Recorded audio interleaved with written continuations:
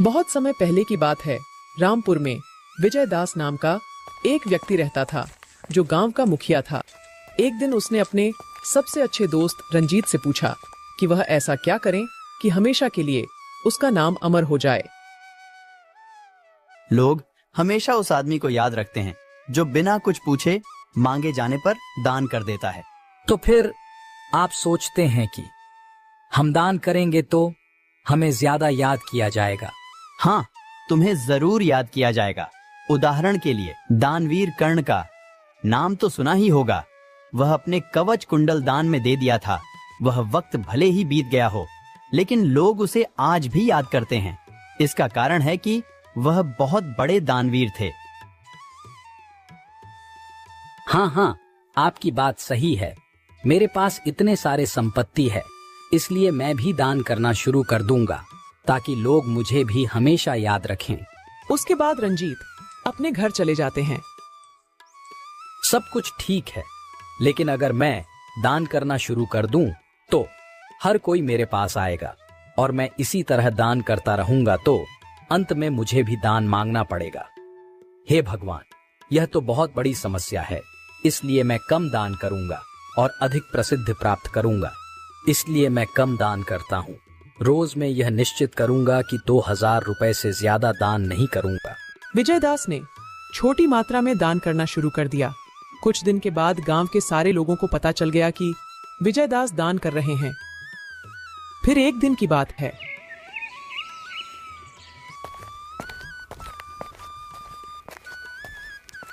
सेठ जी, इस साल मेरी फसल ठीक से नहीं हुई है। इस बारे में आपको तो पता है ना। इस बार मैं बहुत बीमार भी हो गया था और अब फिर से खेती शुरू करने के लिए समय भी आ रहा है। मैं सोच रहा था आप मेरे कुछ मदद कर देते तो अच्छा रहता।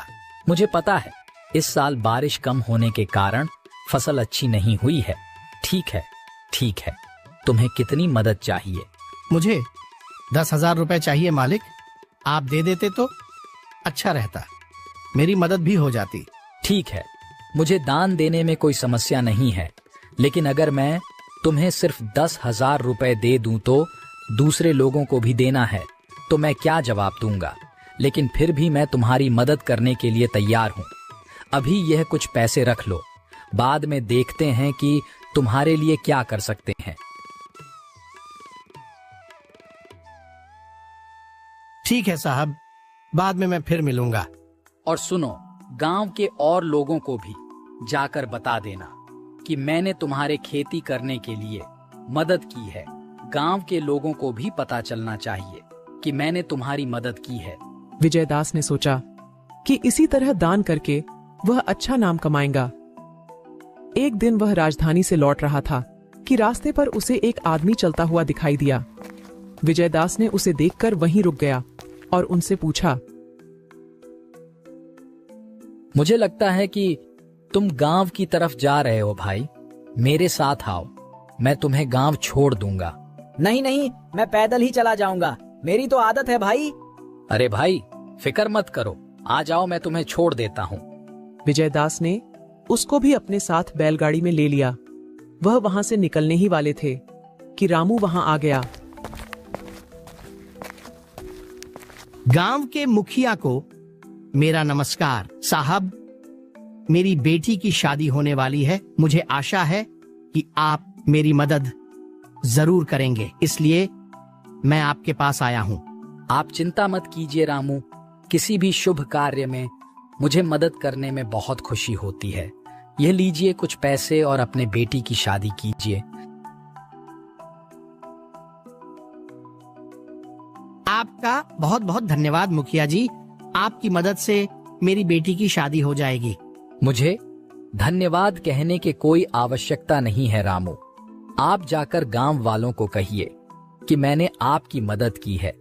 गांव वालों को भी पता चलना चाहिए कि मैंने आपकी बेटी की शादी के लिए मदद की है। भगवान आपका भला करे साहब। मैं आपकी मदद के बारे में गांव में जाकर सबको बताऊंगा। मेरे सामने कहने की कोई जरूरत नहीं है। आप सबको बताइएगा तो लोग मेरा नाम दानवीर कर्ण के रूप में लेंगे और मैं सबकी मदद करूंगा। अब आप जा सकते हैं। विजयदास संतोष के साथ अपने घर की ओर निकल पड़ते हैं। आप कौन है भाई? मैं तो आपको कभी नहीं देखा इस गांव में। आप इस गांव में किसी से मिलने आए हैं क्या? नहीं जनाब, मेरा यहाँ कोई नहीं है। मैं तो मुसाफिर हूँ, गाने गाता हूँ और हर गांव में घूमता रहता हूँ। इसलिए कुछ दिन हर गांव में रुकता हूँ और गाने गाता हूँ। वो आज आपके गांव में आया हूँ, यही रहने के लिए। मैं सोच रहा था कि गांव के मुखिया से कैसे मिलूं, लेकिन आपसे मिलकर बेहद खुशी हुई। अच्छा, तो यह बात है, मतलब कि हमारे गांव के मेहमान हो आप। यदि तुम्हें किसी भी चीज की आवश्यकता हो तो कृपया बिना किसी झिझक के मुझे बताना। चाहे आर्थिक जरूरत हो, चाहे कोई भी जरूरत हो, मुझे बताना। मैं बेझिझक होकर आपकी मदद करूंगा। मुझे अभी किसी की जरूरत नहीं है। आपको दान करते देखकर मुझे बहुत खुशी हो रही है। मैं बहुत खुश हूँ। मैं अभी आपको दान करते देखा और मुझे खुशी महसूस हुई। मैं आपके बारे में पहले भी गांव वालों से बहुत सुना है। वे लोग ऐसा ही है, मेरी तारीफ करते रहते हैं, इसलिए वह मेरी प्रशंसा करते रहते हैं, क्योंकि मैं गांव के गरीब लोगों को दान करता हूँ। जब वे दोनों आपस में बात कर ही रहे थे तो उन्हें रास्ते में एक भिखारी मिला। साहब, मैं पिछले 4 दिनों से भूखा हूँ। पिछले 4 दिनों से मैं और मेरा परिवार ने कुछ नहीं खाया। आप मेरे परिवार को भूख से बचाइए। आप मेरी मदद कीजिए साहब, आपको बहुत पुण्य मिलेगा। ठीक है, ठीक है। मैं अभी अभी रामू को पैसे दिए ताकि उनके बेटी की शादी हो सके। अभी तो मेरे पास कुछ भी नहीं है। तुम ऐसा करना, कल आकर मुझसे मिलो, मैं आपको जरूर मदद करूंगा। अब तुम जा सकते हो। रुको भाई, मेरे पास कुछ पैसे हैं, ये लो और अपने परिवार का भूख मिटा लो।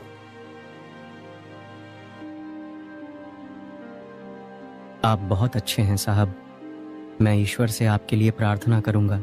तुम देखने में तो बहुत अच्छे भले लगते हो भाई, फिर भी भीख क्यों मांग रहे हो? कहीं जाकर मेहनत मजदूरी करते तो पैसे कमाते और तुम्हारे परिवार को भूखा मरना नहीं पड़ता। मुझ जैसे गरीब को काम पर कौन रखेगा साहब? कोई भी मुझे काम पर नहीं रखता है। क्यों नहीं रखेगा? कल मेरे पास आना, मैं तुम्हें काम दिलाऊंगा। और हाँ, आगे से भीख मत मांगना। भिखारी के चले जाने के बाद विजयदास ने संतोष से कहा, यह लोग नहीं बदलेंगे, मैं चाहे जितना भी बोलूं, और वह मेरे पास काम करने के लिए आएंगे तो क्या भला मैं थोड़ी ही मना करूंगा। काम करने के लिए कोई नहीं आता है। जब पैसों की जरूरत होती है तो सब मांगने के लिए चले आते हैं। आप ऐसे किसी की मदद मत कीजिए, नहीं तो सबको मांगने की आदत पड़ जाएगी। आपकी बात सही है। मुझसे लोग इतने बार दान लेते हैं और अपने सिर्फ एक बार दान दिया है। भले ही कई वर्षों तक मैं दान किया है, लेकिन लोग भूल जाते हैं। धार्मिक लोगों के रूप में आपकी प्रशंसा करते हैं। सभी ऐसे ही हैं। जरूरत पड़ने पर सब सिर्फ एक ही बात बोलते हैं। कुछ घंटों की यात्रा के बाद वे लोग संतोष के घर तक पहुंच जाते हैं। साहब, गाड़ी रुकवा दीजिए। मैं बस इसी गांव में रुकना चाहता हूँ। इस गांव तक छोड़ने के लिए मैं आपका आभारी हूँ। आप यहाँ पर रुकने वाले हैं? मेरा घर भी तो पास में ही है। कृपया आप मेरे घर भी जरूर आइए। मैं कुछ दिनों तक इस गांव में रुकूंगा। मैंने कुछ काम स्वीकार किया है। कृपया आने में 4-5 दिन लगेंगे। उसके बाद मैं आपसे मिलने जरूर आऊंगा।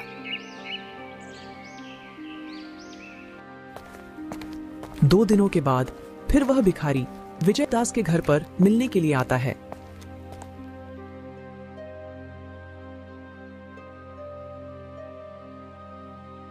क्यों भाई, तुम यहाँ क्यों आए हो? खेत में काम करने के लिए आए हो क्या?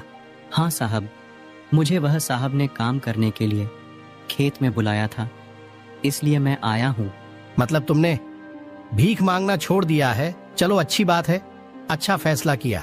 भीख मांगने की बजाय मेहनत मजदूरी करके अपना परिवार का भरण पोषण करो। वैसे तो मेरे जमींदार साहब का दिल बहुत बड़ा है, तुम जैसे भिखारी को भी काम करने के लिए बुला लिया। सच में विजयदास साहब भगवान के रूप है।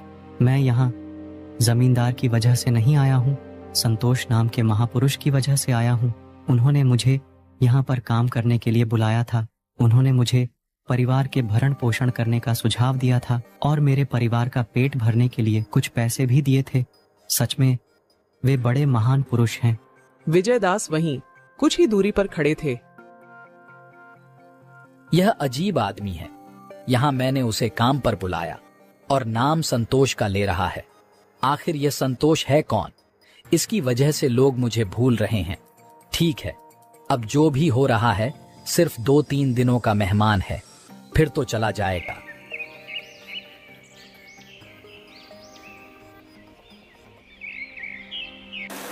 दो दिनों के बाद गांव में बाढ़ आ गई। आपस के 50 गांव पानी में डूब गए। पूरी फसल बर्बाद हो गई और यहाँ तक कि लोगों के घर भी टूट गए। बाढ़ग्रस्त लोगों को पूरे राज्य के दानों ने दान करना शुरू कर दिया। यहाँ तक कि रामपुर के ग्रामीणों ने भी दान देने के लिए एक जगह जमा हुए। अब तक हमारे गांव के दान 50,000 हैं। यह पूरे गांव के निधि में मैं अपना 20,000 जोड़ दूं तो पूरे 70,000 रुपए हो जाएंगे। तो मैं इसे अपने गांव के निधि के रूप में राजधानी भेज रहा हूँ। इसी समय के दौरान संतोष वहाँ पहुँच जाता है। 5 मिनट रुकिए, ये लीजिए 30,000 रुपए और 70,000 रुपए में मेरा भी 30,000 रुपए जोड़ दिया जाए तो पूरे 1 लाख रुपए हो जाएंगे और पूरा 1 लाख रुपए गांव की तरफ से राजधानी भेज दीजिए। मतलब कि हमारे गांव की तरफ से कुल 1 लाख रुपए राजधानी भेजे जाएंगे। मुझे नहीं लगता है कि मेरे गांव के जितना पैसा कोई गांव राजधानी भेजता होगा, इससे हमारे गांव का नाम बहुत अच्छा रहेगा। जब वह दोनों आपस में बातें कर ही रहे थे तो पूरे गांव के लोग सुन रहे थे। देखा तुमने, विजयदास से 2 गुना ज्यादा दान दिया है। अभी तो वह हमारे गांव में नया आया है। यह यहाँ कुछ ही दिनों के लिए रहेगा, फिर चला जाएगा। इतने पैसे दान करना कोई आसान काम नहीं है। हाँ, विजयदास दान कम करता है और दिखाता ज्यादा है। वह दान सिर्फ नाम कमाने के लिए ही करता है। गांव वालों को सब कुछ पता है, लेकिन विजयदास ही एक आखिरी सहारा है, इसलिए गांव के लोग कुछ नहीं कहते हैं। जब लोग आपस में बातें कर ही रहे थे तो यह बात विजयदास ने भी सुन ली। इसका मतलब आपने गांव-गांव घूमकर और गांव वालों की तरफ से उपहार मिलने से ही पैसे प्राप्त हुए हैं क्या? आपका कार्य यही है? हाँ श्रीमान, यही मेरा काम है और यही मेरा जीवन यापन के लिए सहारा है। लेकिन आपने 30,000 रुपए दिए, क्या आपको इतने पैसे मिलते हैं? इतने पैसे नहीं मिलते हैं। मैं बहुत समय से पैसे बचा करके रखा था। मैं अलग अलग जगह पर जाकर गाना गाता हूँ और थोड़े थोड़े पैसे कमाता हूँ, लेकिन बाढ़ ने वहाँ के लोगों को बहुत क्षति पहुँचाया है। उन्हें सहायता की जरूरत है, इसलिए मैंने अपनी सारी जमा पूंजी को दान में दे दिया। अगर आपने अपना सारा जमा पूंजी को दान में दे दिया है तो आपका खाना पीना कैसे हो पाएगा? अभी तो बस मेरे पास 500 ही है। 2 दिनों के लिए काफी है। उसके बाद मैं गांव-गांव जाकर गाना गाऊंगा। मुझे भरोसा है कि मुझे कुछ पैसे मिल ही जाएंगे। मुझे अपने खाने पीने की कोई चिंता नहीं है।